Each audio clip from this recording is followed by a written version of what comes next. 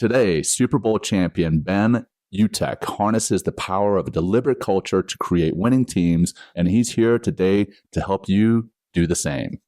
Raw, uncut, and unapologetic. Welcome to Men Talking Mindfulness. Welcome back to another episode of Men Talking Mindfulness. Today, we have an incredible guest joining us, Ben Utech. You may know Ben as a Super Bowl champion with the Indianapolis Colts, but he's much more than an athlete. Ben is also an award-winning speaker, author, an accomplished musician, and holy cow, man, you have got to listen to his songs after this. Man, they're going to give you goosebumps. And he's a leadership consultant dedicated to building winning cultures in teams and organizations. And he's here to share his insights on how a deliberate culture can shape everything from performance to personal growth. So whether you're a leader, a coach, or someone looking to cultivate a stronger culture in your life, this conversation is one you don't want to miss. So, hey, Will, my brother from another mother over there, and Ben down below. Hey, great to see you guys. Excited to get into this show. Let's go, John and Will. It's awesome to be here with you guys. So thanks for having me. Thanks for being here, brother. Yeah, hey, thank you, Ben, and thank everybody for tuning in and listening. And hey, if you want to learn about what else is going on with Men Talking Mindfulness, and including we have our fall live meditation course coming up on April. My God, what month am I? October 6th is what's happening. Or hey, if you want to sponsor the show, just head to mentalkingmindfulness.com to check all that out, or you can simply text MTM to 33777. Ben, what we like to do just to kind of ground the show, calm us down, and remind everybody how incredibly powerful it is to take a breath, to really begin to hit that reset. We do this every show. So everybody sitting up nice and tall or slouching your chair. It's all right. I prefer if you sit up, but, open the lungs. But let's start with a nice little exhale. Let it go out, out, out, out, out. Really hit that emptiness, and then fill with a big giant inhale through the nose, filling deep down into your belly, and then slowly filling all the way to the top of your chest, and let it go out slowly through the mouth.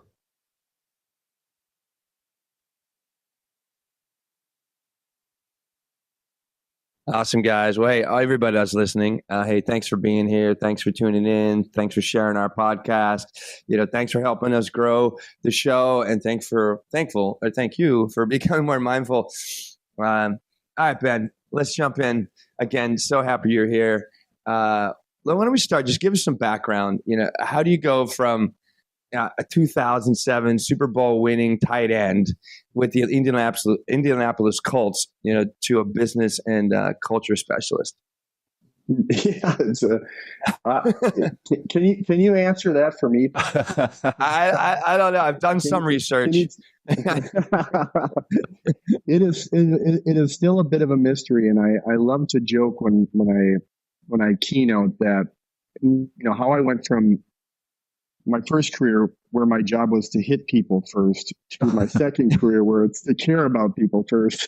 It's still a bit of a conundrum, but honestly, it really did come out of my time with Hall of Fame head coach Tony Dungy. I grew up in an inspirational family. My dad was a pastor for over 45 years. And I really fell in love watching him craft a message every week to use words to positively impact people. And I knew in some way, shape, or form I was called to do the same thing. So that's why I chose a degree in communications and public speaking, because I thought to myself, man, if I can have an opportunity to pour into people and to help them see their value and significance, then I know that's a life worth living for. That's a life on purpose. And so when I played for Tony Dungy in the Indianapolis Colts, it was the first time that I'd really come in contact with a leader who won a championship built on servant leadership. His belief was that if you build better men, you get better football players. Right? Which is, look, we're going to do a great job at training the fundamentals and techniques of the role. But what we believe enhances that role is if we pour into the development of the person, right? Because if you can help a person reach their potential as a human being, then the belief was that would transfer over into their performance on the field. And it's just true. It's common sense, right? When you go to work every day and it drains the life out of you and you don't love what you're doing, it completely will affect your performance. But if you find joy in what you're doing and there's happiness when you walk in to work and you feel value and significance, then the way in which you commit, the way in which you give devotion to that organization and respect and trust its leaders, all of that just gets enhanced and has a direct impact on performance. And that was pretty radical, you guys. You know, sports is a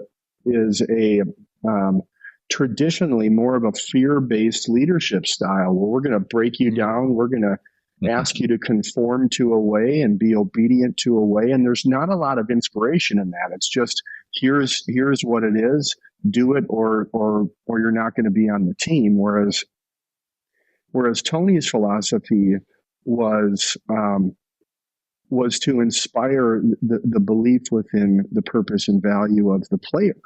And so that very first team meeting, you guys, when the coaching staff came walking in, I was just expecting to get the language I'd always got.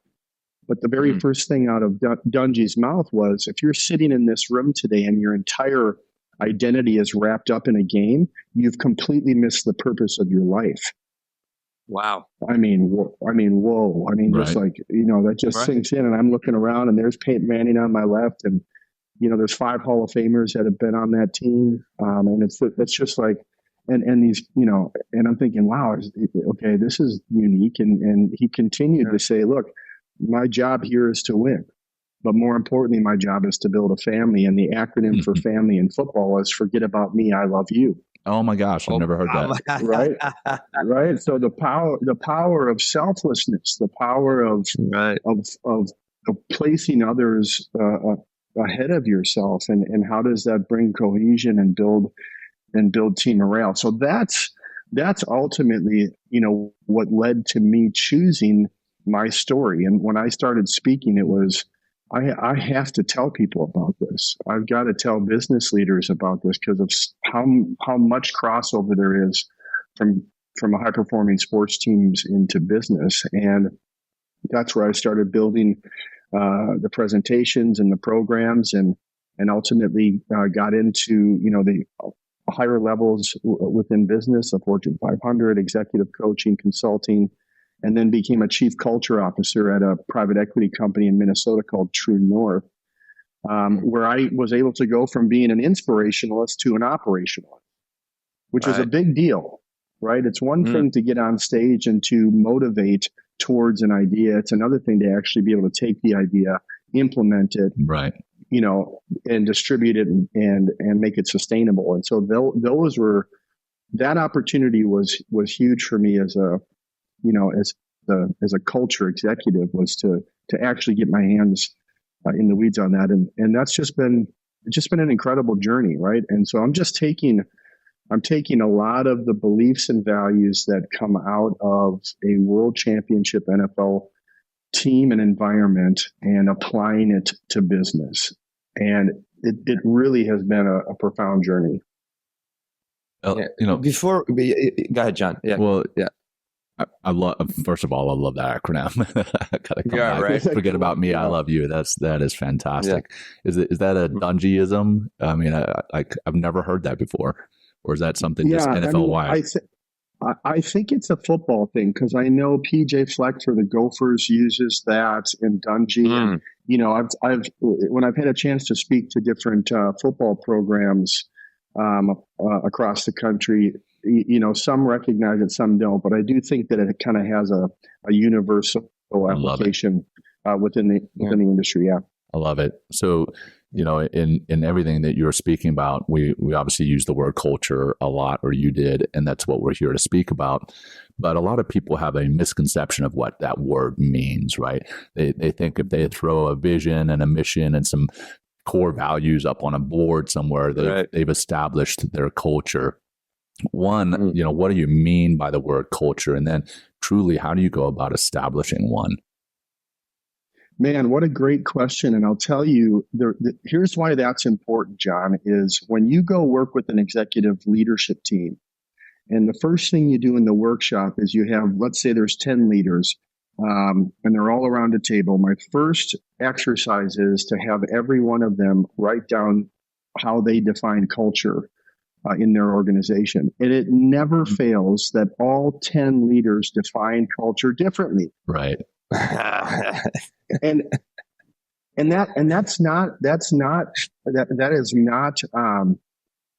an opposition to the importance of diversity of thought. It's not Sure. at all. But it does create an incredible discussion around the power that exists within the alignment of your culture. And what it shows the leaders is that they are not in alignment. And that this is one of those non-negotiables that all of us have to agree on. Right. So that's where that really starts. So then how do you answer that? What is culture? It's the most talked about concept in business, but it has this kind of ethereal philosophical sphere around it that's hard to turn into an objective product. So the first step is to try to take culture from the subjective and turn it into the objective, right? You got to make it an absolute in the organization because it's the foundation of everything that the organization sits on. And so when you look at the academia, okay, when you study some of the top PhD minds within culture, one of the things that I found interesting from Dr. Edgar Schein, who some call the godfather of organizational culture, is that the definition is culture. Every culture in the world comes out of the espoused beliefs, assumptions, and artifacts of the community. What word is not in that definition? Values. Right. Values, yeah. Right. So to your point, John, every company does mission, vision, values. Right. They sit around a board table. They talk about what they believe in, what their assumptions are, what artifacts have come out of the past in order to identify the values reflective of those beliefs. But then all of the fruit that exists within the belief structures just gets set aside, and we just choose values, and then we create inspirational and aspirational statements. And so what I'm submitting is that out of academia here, out of industrial psychology, the foundation of culture is belief. And so we need to really understand how powerful that truth and that concept is, because when you can take the beliefs and turn them into a strategy, and out of the strategy build practicable systems that actually can develop people towards the culture, now you've got a better opportunity to develop the behaviors in your people that are reflective of the values you've chosen that symbolize the beliefs. Right. Whoa. And that's really what, it's really where it begins, right? I think my head just exploded. Yeah. Well, I mean, why? Can you just break down for us, like, why is belief more powerful than just ascribing to or speaking to values? What is it like? I guess does it hit us differently in the human heart, but being in some way, or does it have? 100%. Okay. Yep. So, for example, how is a movement created? When you think about the greatest movements that the world has ever seen that have been sustainable over time. So, for example, I've heard this argued before by a non-religious group that Jesus is the greatest franchise CEO the world's ever seen. So remove religion from it for a moment and just look at him. Look at Jesus as a business figure. And it's a guy who took a belief system and taught it to 12 and then developed them into managers or leaders within the organization that could then go out and train. And today, over 2.6 billion people on the planet identify the Christian faith as their foundation. So I'm not arguing, I'm not evangelizing here. I'm just saying when you think about that, okay, that movement came out of giving an individual the opportunity to believe in the system. Once they choose to say yes, once they understand the beliefs and say, I completely agree with that from the deepest part of who I am as a human, my intrinsic belief aligns with that, then the commitment that they give and the passion is what then creates the movement, right? Versus organizations that just think, okay, what do we do about our culture? You know what? Let's just build programs and tell everybody that they have to just do the programs. Right. Well, where is the inspiration towards the foundational beliefs that makes the program meaningful? And that's the difference here. Culture, if you run culture to scale significantly, especially in larger organizations, you have to look at it through the lens of an inspirational movement in order to get the buy-in, where then people really want to practice because they truly see the value in that, right? So the belief is our beliefs as humans. If you guys think about it, when anybody ever asks you questions about the things you care about the most, family, politics, religion, I mean, I've never heard a person say, well, it's always, I believe that, right? Or I just, pay attention to that. If you're reading the news, that's the word people use when they want to put their stake in the ground on something, because it's the foundation of who we are as human beings. It doesn't matter where you come from in the world. And so that's why belief has to be foundational. Wow. Interesting. And culture is that just, it's a belief system? Is that kind of, and there's obviously other elements, I guess, involved, but like, I guess it starts at the core of a culture as a belief system. Yeah, I mean, that's ultimately what I'm, I guess you might call it a little disruptive, because what I'm doing is I'm coming into organizations and saying that mission, vision, values is not good enough. Mm-hmm. Right. And so what I've been able to do in a handful of companies is take their mission, vision, values and turn that into what I trademarked as the culture creed. And a creed is defined as a set of beliefs that guide the behaviors and actions of people. And so we've taken, for example, True North, we took our 8 core values, and for each of those values, I went in and created a culture onboarding and educational training platform. Damn. And so we took the value of integrity, and what I then did is surveyed the entire leadership, understand it deeply what they believed about integrity, why, the Simon Sinek, the power of why do they believe integrity matters in the workplace? And then most importantly, guys, how is the secret sauce? How do they believe integrity should be behaved or practiced in the organization?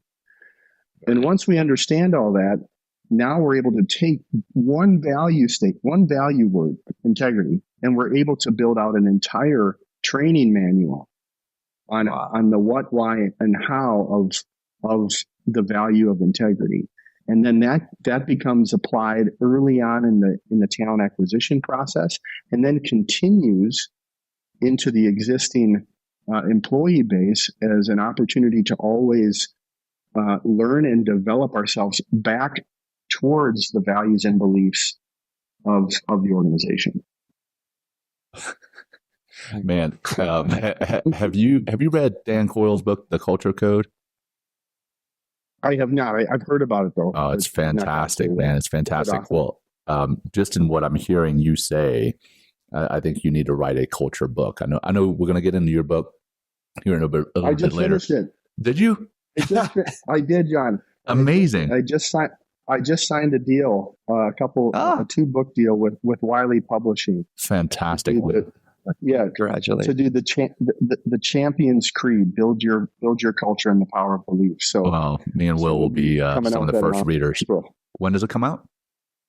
It should be in April. April, right on, man. Well, Will and I will definitely be picking that up, and maybe we'll have to have you back just to talk a little bit more in detail about that book. But it sounds like you're covering a lot of it here, and it's fantastic. Well, I want to come to the Culture Code, Daniel Coyle's book. It's one of my favorite culture books. And whenever I'm doing some leadership or management consulting, I refer to that one quite often. And in that book, he talks about the importance of creating safety, sharing vulnerability, and then establishing purpose as the core components of building that strong culture. Have you seen these principles in your experience, both on a championship winning team and in your work outside of sports?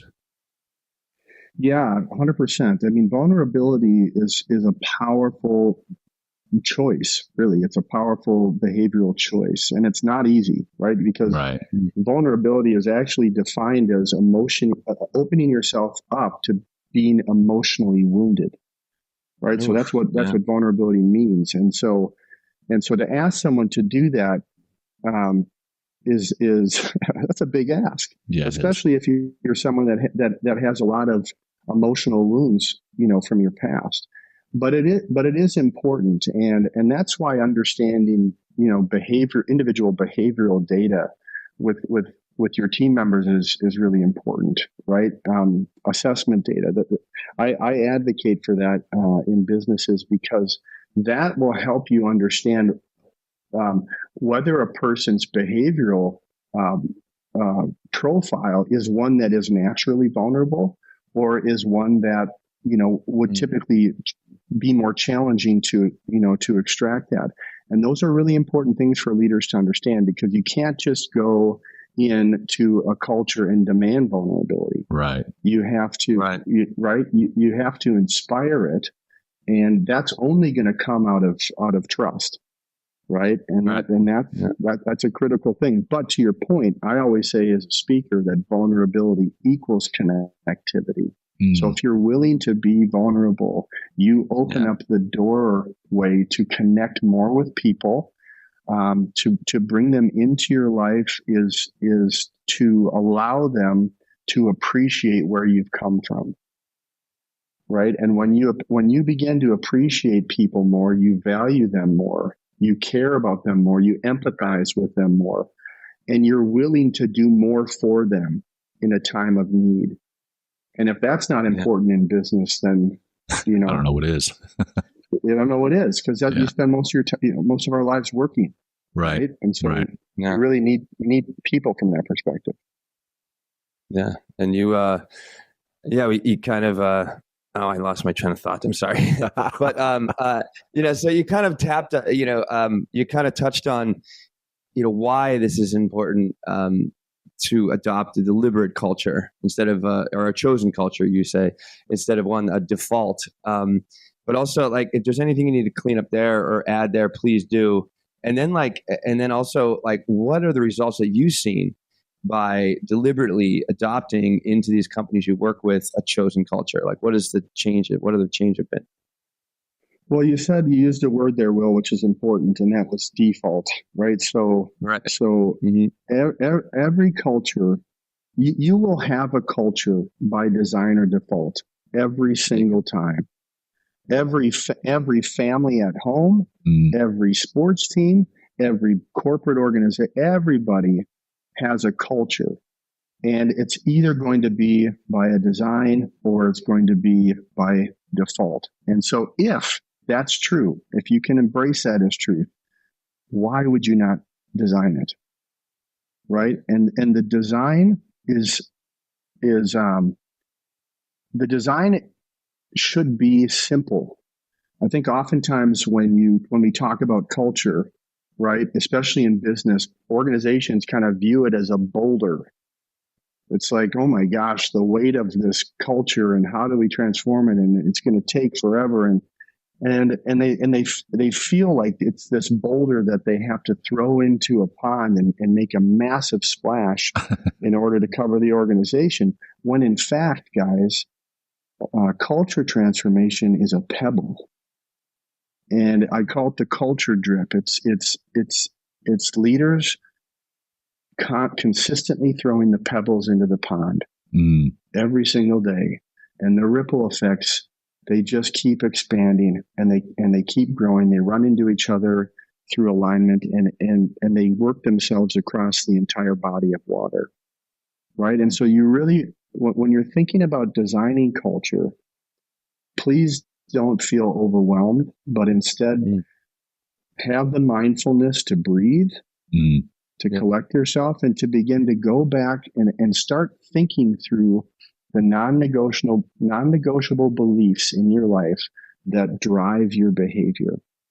And within those beliefs is the opportunity to create an objective list that ultimately becomes the symbol of why you choose to do what you do.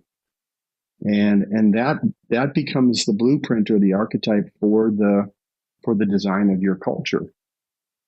And, are those the pebbles like you're talking about? Are those the pebbles like that the CEO, if I'm the CEO, like what am I throwing in the water?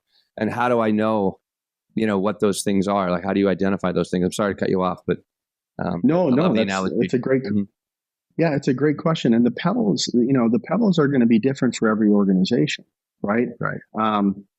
And so once you identify the core beliefs, and especially start focusing on the how, so that the how is the house of the pebble, right? How are we going to practice this, right? If we are a company of kindness and compassion, right? We're a hospitality organization, and so kindness and compassion is one of our core values and beliefs. Okay, if you've ever read Will Guidara's book, Unreasonable Hospitality, it will blow your mind. Will Guidara was the 3 Michelin star winner of 11 Madison Park, I believe, which was this world-renowned restaurant in New York City. And his entire book is about the how. How did they view out-serving every other restaurant in the world? And to the degree that they chose to do it, you guys, you won't even believe it. I mean, they invested financial capital in building out a team at their restaurant, and the team was called Dream Catchers. And what the Dream Catchers' primary role was to walk around the room, walk around the tables, and listen to the conversations that were happening, and to find moments or missed experiences or dreams that were not captured, and then to go out and actually make the dream come true before the end of the meal. So for example, one of the stories, a family had come in first time in Manhattan. They got a table at the restaurant, and as they were there, one of the dream catchers overheard them saying, "Gosh, the only thing we missed out on was to actually go to one of those New York City hot dog stands. I would have loved to have just, had one of those." So the dream catcher goes into the kitchen, tells one of their runners. They run 2 New York blocks. They pick up 6 hot dogs. They bring them back to the kitchen. All the chefs turn it into an incredible presentation. And before their meal is over, they bring them out and they shut it down, and the people just exploded. And their review. So anyway, sorry, I'm long-winded here, but the point is that the pebbles represent the how. And there's, when you understand the beliefs and you understand how you want those beliefs to be reflected in our workplace behavior, then you can start to say, okay, well, how do we accomplish that?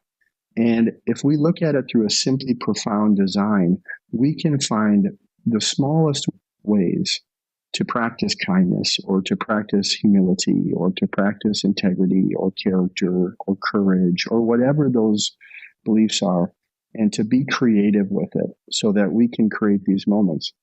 And you see that, guys, like whether it's in True North or other companies that I've worked in, or when you read, engagement studies, you can see across an organization how those moments are felt by the organization, and how they improve the way people feel about their leaders in their company.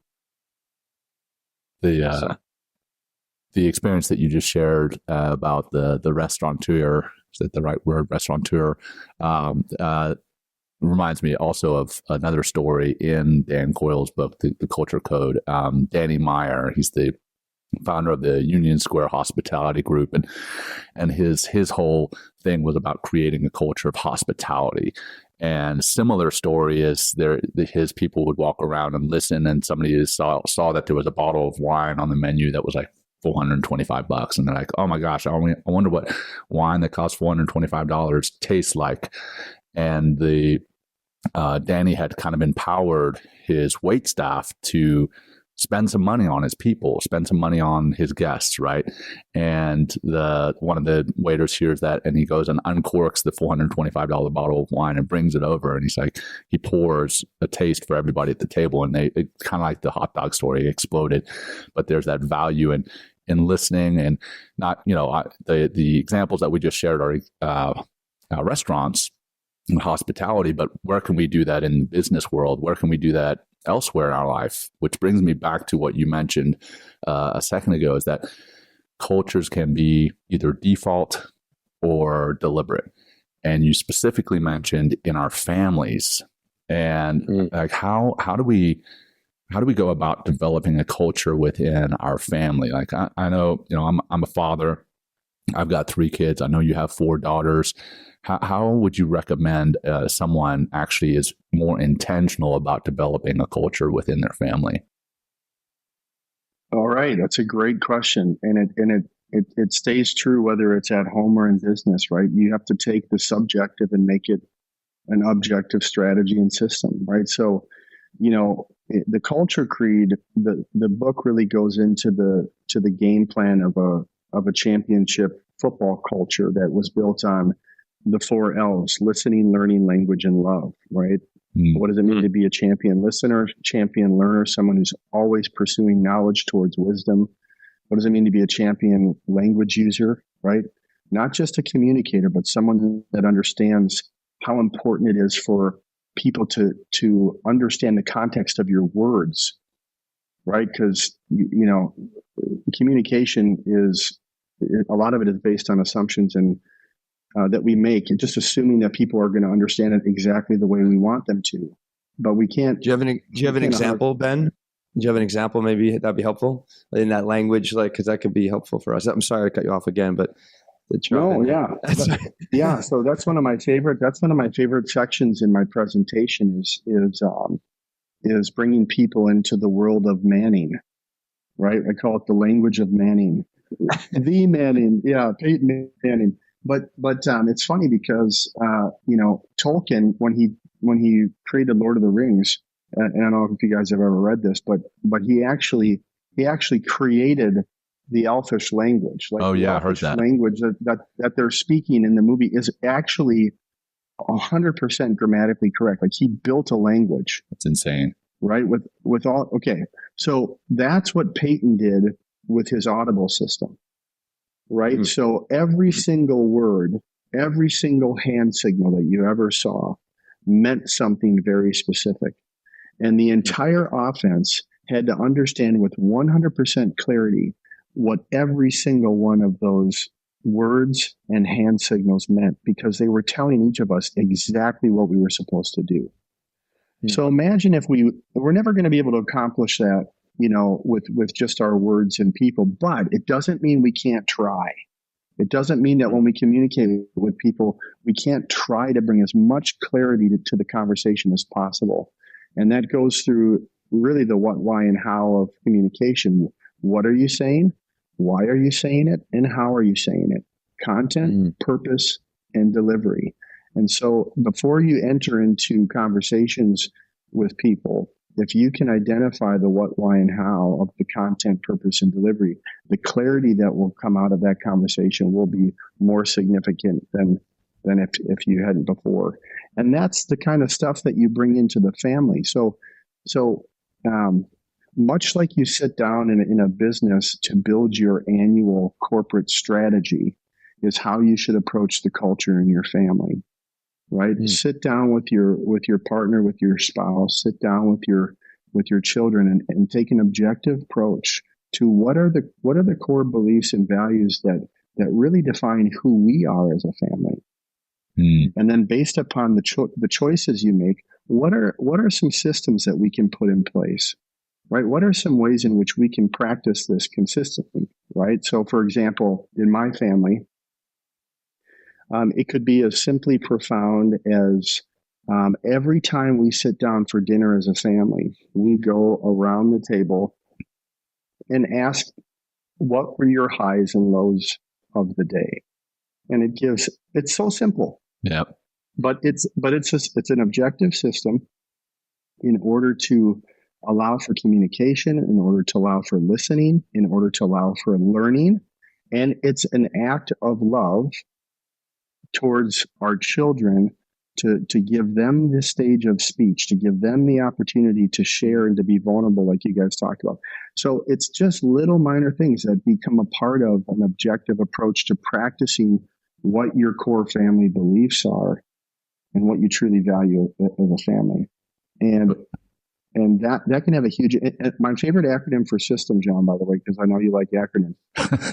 Favorite acronym for system is save yourself time, energy, and money. Save yourself time, energy. Oh yeah. Yeah. I've heard that one before. Trying to think I've heard it before, but that's a fantastic one, man.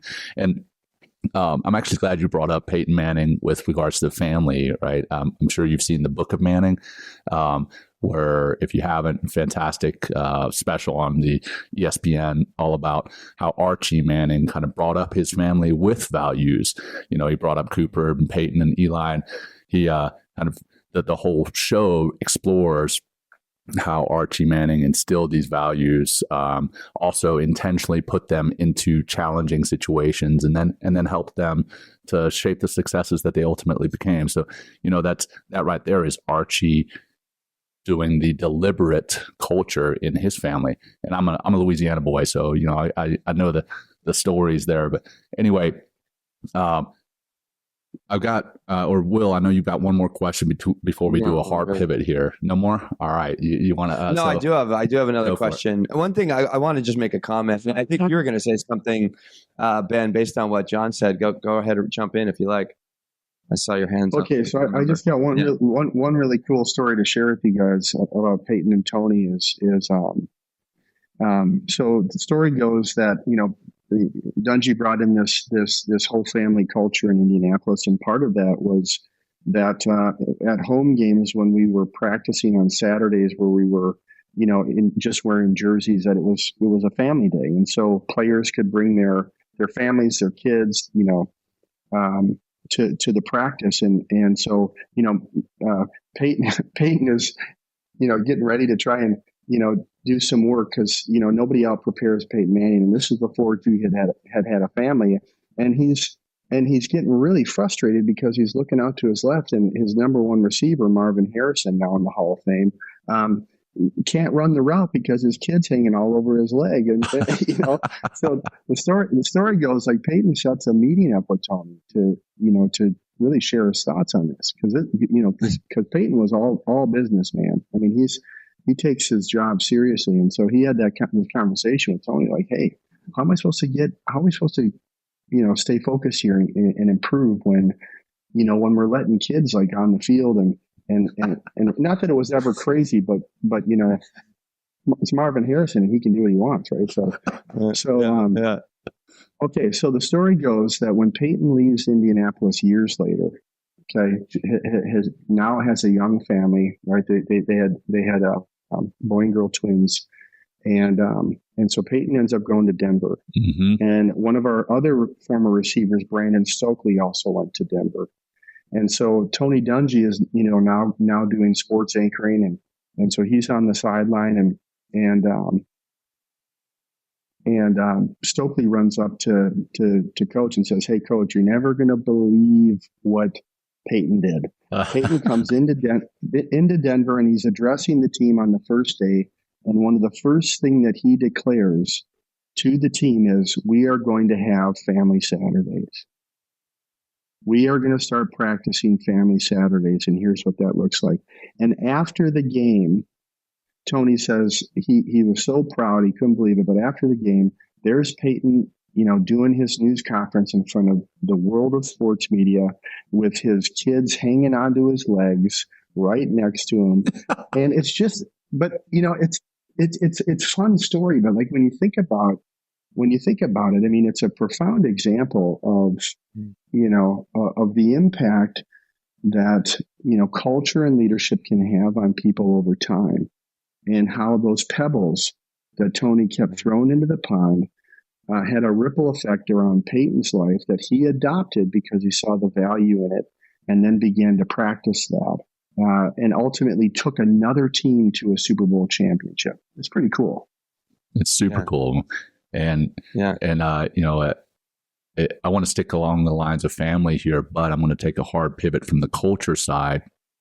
While we're talking about family, I know you and I have spoken in the past, and we spoke about your family, your kids, and in doing research for this episode this morning, I went and read the Amazon description of your book, and I'm going to read that quickly. The book is Counting the Days While My Mind Slips Away, a story of perseverance and hope. And here's that part of that description. After 5 major concussions, NFL tight end Ben Utech of the Indianapolis Colts and Cincinnati Bengals is losing his memories. This is his powerful and emotional love letter to his wife and daughters, whom he someday may not recognize. Getting a little emotional here. and an inspiring message for all to live every moment fully. That last part there, to live every moment fully with your family. That's the very essence of mindfulness. That's what kind of how we define mindfulness, is being present here in the moment, being fully in that moment. And I wanted to ask you, can you please talk about how these 5 concussions, as they may be changing your life in one way for the worse, have you actually seen any ways that they've changed your life for the better? Oh man, well, that's a great question, John. Great question. And when I did my TED talk on concussions, we called it "What has relevance if you can't remember it?" Right? Yeah. And I watched that TED talk. Yeah. I did you? Yeah. So the idea that our memory is really all that we have that makes us relevant to the world and relevant to the people around us. And if you start to lose those, then you lose the relevance of the most meaningful aspects of your life, right? So the idea was, and I remember watching the Dead Poets Society, and that moment when Robin Williams comes behind the boys and he whispers, "Carpe diem." Seize the day, boys. Make your lives extraordinary. And I thought, gosh, how many, I love that. And I've always been emotionally moved by that. But how many moments exist within a day? Right. So I looked up the Latin for seize the moment, and it was carpe tempore. Right. Seize every moment. Seize every moment of every day. Right. And you just think, wow, how you can take a day and just focus it even more. But that book and the song that I wrote, "You Will Always Be My Girls," which hit a nerve with people on that music video. At the time, guys, you got to understand, like when I had my last concussion, this was the dawn of CTE. This was the dawn of chronic traumatic encephalopathy. And the way everything was being marketed to the world was that if you play football, you're going to have brain disease, and you're going to start losing your memory. So all that fear was what a lot of us as players were experiencing. And because the last 2 concussions I had a diagnosis of amnesia on my 4th, and I did start having these issues with my cognitive abilities. With my short and long-term memory. And so listening to and learning about CTE and experiencing memory loss, man, it was overwhelming. It was like, oh my gosh, like what is it going to be if I'm in my 50s and 60s and I start to lose what I remember about the people I love the most? And so that was what the book was written about, was to just be vulnerable about the realities of that injury connected to contact sports, and and how that process really raised the bar for me as a husband and a father and as a man to seize every moment, right? Because I just have no idea when it's going to be my last. And so the miracle in that is during the process, I got involved with a brain training company, and I spent about 4 months in an intensive cognitive, training program. And my short and long-term memory, according to the neuropsychological exam, went from the 12th and 17% to the 78th and 98%. Wow. And it was That's like awesome. life-changing. Like my wife would tell you, like, she got her husband back. And so, it sometimes it's tough talking about the book because I'm doing so well now. And people, when they see the book, they expect to come in contact with a vegetable, somebody that really struggles cognitively. But I was very proactive about it, and really have, I feel, put myself in really the best cognitive health that I've been in today because I trained and exercised my brain like I did my body in the weight room. And that's something that's awesome. Sustainable. That's going to help you over time. Yep. So the brain, the neural pathways, right? Those are the pathways that energy flows on, right? So when we have a thought and when we're telling our body to move, it's all traveling on neural pathways. Neural pathways, as I've been taught by my neurologist friends, don't have apathy like a muscle does. Right. So when you stop working out a muscle, you can notice a change within just 2 weeks. But with a neural pathway, it's much more sustainable. Now, as we age, obviously, that functioning decreases over time, but not to the degree that, let's say, your muscles do or your lungs do when you stop running or when you stop training. So, yes, it does. It does. There is some longevity to it, Will. Oh, good. And yeah, I mean, so that must give you some hope, I guess. I mean, a lot of hope, I imagine. Yeah, hell yeah. Yeah, I mean, it's, your brain creates new synapses every time you learn something new. And so the idea is, instead of, in fact, there was not that we're getting sidetracked here, but there was a really cool study on a group of nuns. And when they had all of the postmortem data on the nuns, a large percentage of them were diagnosed with Alzheimer's, but they never exhibited the level of symptoms that the general population does. And the explanation of that was they spent a lifetime learning. They weren't, right, and meditating and mindfulness techniques. They weren't watching TV, right? They weren't on smartphones. They literally every day were praying, meditating, breathing, reading, and they spent a lifetime developing more synapses that the brain disease would have to attack. And because of that, they handled the diagnosis differently than other people. So I thought that, so yes, there's hope. It's good to know. That's awesome. Good to know. And I have to just explain why I was smiling in a couple of seemingly inappropriate parts of your talking. So I've just moved my office home, and one of my young girls and my wife just walked in, and I can hear them making some noise in the background, and it just makes me smile. Living fully in that moment. So if you hear my little daughter and my wife in the background, that's what that is. But I just want to, read a few lines from your song, Where You Will Always Be My Girls, that, really resonated with us. Will and I both got an opportunity to listen. And again, I've got two little girls and a little boy in the middle. And then we'll start to come back to the topic that we started with. But in your song, it says, "I'm here counting the days while my mind is slipping away. I'll hold on as long as I can to you. I may not remember your name or the smell of the cool summer rain. Everything and nothing has changed. Nothing has changed, and I will remember your smile and your laughter. long ever after this moment is gone, you will always be my girls. And brother, man, that's like torn me apart. Just like that's me reading it, but then listening to you singing it, I can't recommend it highly enough to our listeners. Check that out, man. And if there's ever a song that's going to make you live in the moment with your family, that's it right there.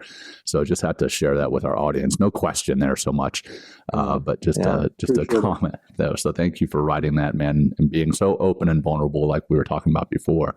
That's amazing. So, Will, back up. I like, hey, we have a lot of men that listen to this show. It is called Men Talking Mindfulness. It's funny, John. Like, I was talking to somebody about our meditation course the other day. Some woman, I teach a yoga class here in the city, and I hand her my card. She's like, "Oh, is this just for men?" And then everybody just falls right into that trap. I mean, it's like, no, it's two dudes talking about mindfulness. But yes, we do have a lot of men talking about this, and we definitely. I mean, I'm a big sports fan. I grew up on football. I've seen you play, Ben, on the field for sure. I definitely watched that 2007 Super Bowl. But what's going? Like we had Randy Curran. I don't know if you know Randy Curran. He played at Georgia, and then NFL player. And where did he go? Yeah, I'm forgetting. He played at the Titans, John. I can't remember, but. Yeah, we had a question, I asked him, and I like to kind of ask you the same question, getting inside the helmet, like what was going on, like going back to your playing, and you're walking to the line of scrimmage, like what is going through your mind, just before the snap at the line of scrimmage? If you wanted to kind of take us into that, I thought it'd be really cool to hear. Well, I mean, it's a chess game, right? So you have, every single play, has very, very specific,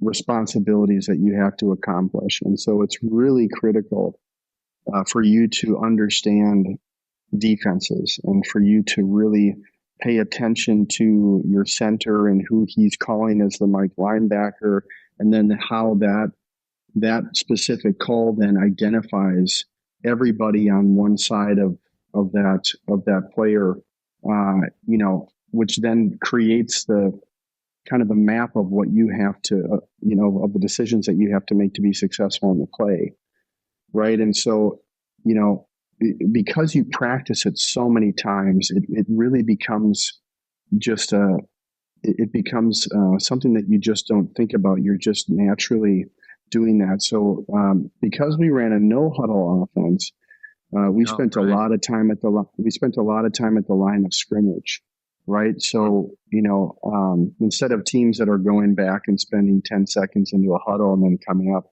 we would just go right to the line of scrimmage, and we would be just surveying and analyzing the defense as Peyton comes and begins to give us his description, and then immediately it goes into our levels of communication and our identifying, specific players, and then everybody making their calls at the line of scrimmage, to make sure we're all on the same page of how we perform this scheme, correctly, right? And then, you have, milliseconds, to make those decisions after the snap of the ball because everybody's moving so fast.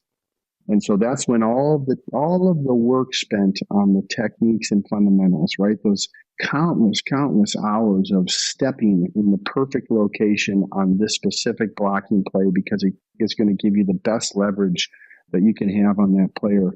That's when all of that stuff is so radically important, because that technique is what kicks in the snap of the ball and allows you to have the best potential to block these unhuman beings that are across from you, because they are.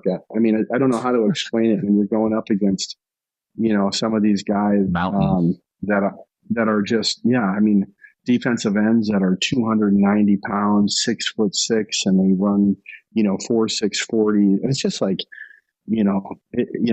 but you learn that if you can leverage the man, you can leverage the play. It's not like you have to put that guy in the dirt.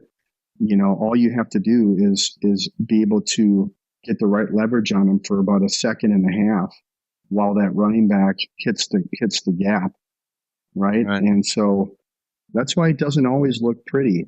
It a lot of times it's an epic battle, where you don't really overcome the person. You're just trying to get in the way, in the way of that person understanding the gap that the running back is going to go through. Wow. No, thank you for sharing that. A couple more things before we wrap. Really quick. Randy did play for the Titans. You're right. And then he wrapped it up with the Bucks. Okay. So good memory. Okay. Brother. Yeah, he was a Butkus Award winner. He was a linebacker. You might have lined up or not across from him, but and you're no small man yourself there, Ben. You're 6'7", which is a mountain of a man. Tall. My God. Yeah, you get tall, and Will and I are 6'3", Will, and I'm 6'2", and I thought we were tall, but yikes, 6'7". Well, let's just you guys are above average. We're above average. Yeah, right. That's right. Yeah, and you're a giant. My God, I just want to circle back just to culture for a moment, and because we talked about bringing a culture in, like a deliberate culture adaptation. What do you do, to achieve, maximum buy-in with this new belief system that's coming, and then distributed through the culture? And what happens when you have, a bad apple or two that aren't really buying in? How do you work around that or work with it? That's a tough one. Will, because you have to kind of be faced with some organizational realities. And that is anytime you draw the line in the sand on anything, you first create division before you can experience unity, right? So if a company decides to go that route where they're going to make their culture objective and turn it into a system that has expectations, what will happen is you'll create communities, and those that there's going to be that community that says, my gosh, yes, this is what I've been waiting for. Right. And then you're going to have those that are like, oh man, this is going into a direction. I'm not sure if this is something that I want. And that does create a kind of a culture, sieve or a filtration system where, you most likely will lose some talent, and you have to be willing to do that. Right. Because the next step, and this is where assessments can be so beneficial, is when you then bring your culture into your hiring practices, then part of your goal is to hire new talent that not only fits the role, not only do they have the skills and competencies for a position, but they also share a culture alignment on your non-negotiables. And then over time, those people that chose that this is not the culture that they want to be a part of are replaced with those that really say, yes, this is a culture that I've been waiting for. And once you can establish that, let's go. Now you're in the tunnel ready to take the field, and it's a really strong team. So thank you. I love that analogy, man. Wrapping it back up to football, or circling back to football then. Hey, so Ben, so far this has been an awesome show. We really appreciate it. What have we not talked about today that you want to make sure our community hears from you? Man, I think we've covered a lot of it. I guess I would just say, if there's any business owners or executives listening, the business in general, some industries more than others, but business in general is a transactional. It's a transactional entity, and you're right, because we have to, our quarterly P&L sheets are really, we feel like they're really the only thing that matters, because if they're not going well, then it's the company's not going well, and that's incredibly valuable. But the number one, the number one thing that a transactional industry battles is the relational, right? The relational versus the transactional. So there's this idea that culture is the soft skills. I mean, I'm sure you guys have even heard that, right? The soft skills. Right. I hate that. I just hate it because you're calling your most important asset, your human capital, you're calling them the soft skills, when I really believe that that they're the hardest skills that are the most meaningful in an organization. And so, just start to and start to look at how that applies to your personal life as well. Should there be a difference for how we treat our family members and love on our family members and respect our family members versus how we treat people in the workplace just because it's, transactional? It doesn't mean that you shouldn't hold people accountable, that people don't have to meet their key performance indicators. But the way in which we relate to those individuals is where the magic happens, and Dungy was great at it, right? His style, he had the ability to correct you, coach you, hold you accountable, and at the same time make you feel like he believed in you. And right. and that's part of the secret sauce in that guy. So it's I would say that is, for business owners and leaders to really begin to think around the importance that their human capital ultimately plays in the foundation of their culture and how it will impact financial success, and performance. Right. How the culture eventually does affect that P&L. And I forget who says it, but there's a saying that culture will eat strategy for breakfast. And I fully believe in that. So, all right, Ben, what about ways for people to find you, man, after they've heard this and they want to find out more about what it is you're doing, find out about your books, your music, everything else that you're involved in? What's the best way for them to find out about you? Super active on LinkedIn. I'm pretty responsive to most people. So please reach out to me, at Ben Utech on LinkedIn. Also do some stuff on Instagram. Those are kind of the two places I spend most of my time. And so you can get connected to me that way. Right on. And you have a book coming out in April. So congrats on that again. Yeah, that's Thanks, awesome. Man. I'm excited about it. Yeah. We'll make sure we lift that up. But go ahead. Sorry. Yeah. No, I was just, it really takes a lot of what we talked about today and gets a lot more into the details. I mean, I've got an entire chapter in there that really will empower any organization to build their own culture creed or the power of practice. We touched a little bit on how that's like the key differentiator, but what does that actually look like when you actually look at the data that comes out of practice and performance in sports in the NFL versus human development training and performance in the job place. And that's one of the big differences between sports and business is, for every 280 hours of practice per player is 1 hour of performance. Wow. But for every 1 hour of human development practice in business, we're working, 29 to 30 hours. And so how will culture change if you as a company even took 1 hour to 3 hours, a week? It's like, how can we understand the importance of practice when it comes to human development? And it's essential. So anyway, I'm excited. Yeah, I'm excited. And we got a lot thank you.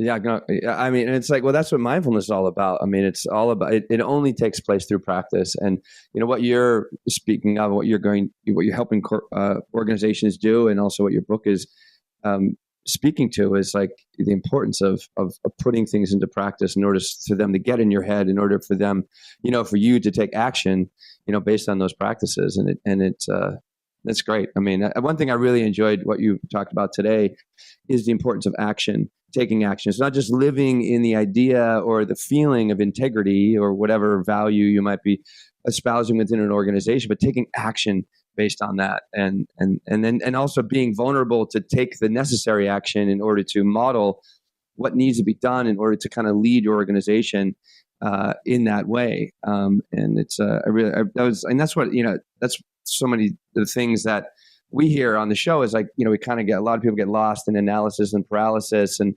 not really taking or having the willingness to take the necessary action in order to make things really happen in an organization. So thanks for bringing that to us today for sure. Of course. No problem. Yeah, 100%, brother. Well, like we kick this show off, we like to wrap it up with a grounding practice, just to kind of bookend the show. But before we do that, hey, Ben, I again want to thank you, and I want to thank our audience, our community for tuning in today. And we hope that you enjoyed this show. We know that you will have, and we hope that you will share this with your friends, family, and whoever else needs to hear it, whoever needs to improve their culture, because Ben gave us some gold today. So Ben, thank you so much. And that said, I'll wrap it up with just a couple of breaths, and then we'll say goodbye. So hey, everyone listening, and for the three of us here, let's just get comfortable, whatever that looks like, whatever that feels like for you. And let's just bring our attention to our breath for a few breaths together. Let's begin by exhaling, emptying our lungs.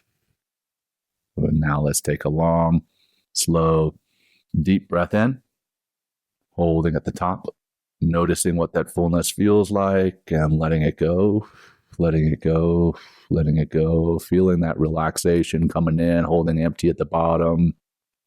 Another long, slow, deep breath in, holding at the top, and letting it go, relaxing, releasing, releasing, relaxing, and holding empty at the bottom. And one final long, slow, deep breath in, holding full at the top, and releasing.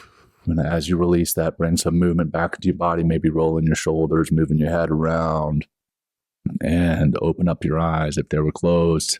Yeah, I think we lost him. He said bye. Here we are, John. He was so grounded that he had to bolt. But anyway, top of the hour, maybe his computer shut off. Yeah, maybe. Hey, everybody! Thanks for listening. It was great to have Ben today. Hey, let us know how we can help you, and maybe a topic that you would like to hear. Send us a message on our social media at mentalkingmindfulness.com on Instagram. And that's a wrap, John. Always great to see you. We have our meditation course October 6th. If you're still listening, join mentalkingmindfulness.com to find that information. And thanks, everybody, for listening. Great to see you, John. Till next time. Great to see you, brother. Take care. Peace. Peace, everybody. Thank you for joining us today. We hope you walk away with some new tools and insights to guide you on your life journey. New episodes are being published every week, so please join us again for some meaningful discussion. For more information, please check out mentalkingmindfulness.com.